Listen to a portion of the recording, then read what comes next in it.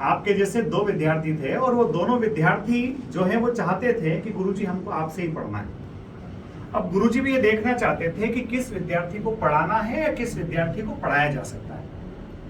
तो गुरुजी ने कहा कि आप दोनों जो है कल सुबह स्नान ध्यान करके आ जाइए और उसके बाद मैं आपको जो है अपनी पाठशाला में आपको प्रवेश दे दूंगा और आपको मेरे कहे अनुसार पढ़ाई करना पड़ेगा। अब गुरुजी के पास दोनों विद्यार्थी अगली सुबह आ गए तो गुरुजी ने दोनों बच्चों को बांस की एक एक टोकरी दे दी और दोनों बच्चों से कहा कि बेटा ये बांस की टोकरी आप ले जाओ और पास में एक तालाब है, उस तालाब में से पानी भर लाओ और वो पानी से मुझे आचमन करना है। उस पानी से मैं जब आचमन करूंगा तभी मैं भोजन करूंगा।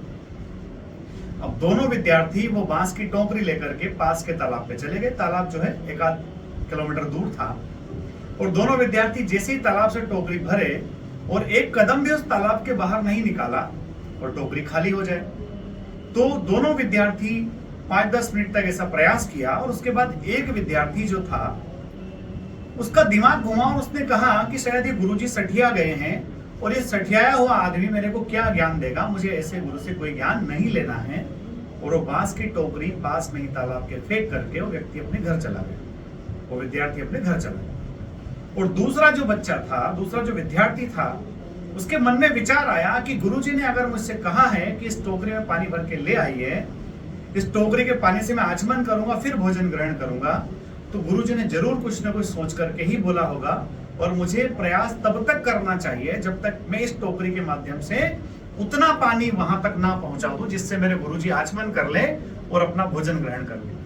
तो विद्यार्थी सुबह से लेकर शाम तक, लगभग शाम हो गई, शाम के वक्त होते होते उसको ऐसा एहसास हुआ कि अब उसकी टोकरी में कुछ पानी रुकने लगा है। और जब वो पूरी तरह से कॉन्फिडेंट हो गया कि हाँ अब मेरी टोकरी में इतना पानी रुक गया है जिसको लेके मैं आश्रम तक पहुंच सकता हूं और मेरे गुरुजी आचमन कर सकते हैं, तो बच्चों वो विद्यार्थी जो था दूसरे नंबर वाला, वो उस टोकरी को लेकर के आश्रम में गया। गुरुजी ने आचमन किया और उसके बाद उससे कहा कि बेटा वास्तव में तुम ही उस योग्य हो जिसे मैं अपना सच्चा विद्यार्थी बना सकता हूं।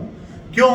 क्योंकि अगर आपको सफलता चाहिए तो उसके लिए आपको धैर्य रखना पड़ेगा और वो विद्यार्थी अच्छा विद्यार्थी कदापि नहीं हो सकता जिसके पास धैर्य नहीं है।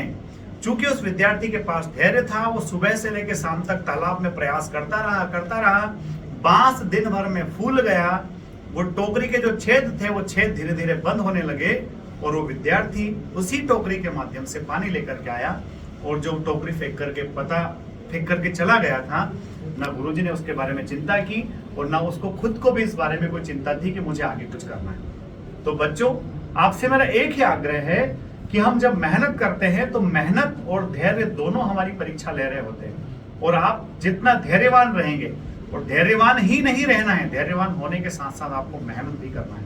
ये मेहनत निश्चित तौर पर आपको बुलंदियों के शिखर तक पहुंचाएगी, ऐसा मेरा पक्का विश्वास है और ऐसा मैं आप सबको विश्वास दिलाना भी चाहता हूं। तो आज गुरु पूर्णिमा की आप सबको बहुत बहुत शुभकामनाएं।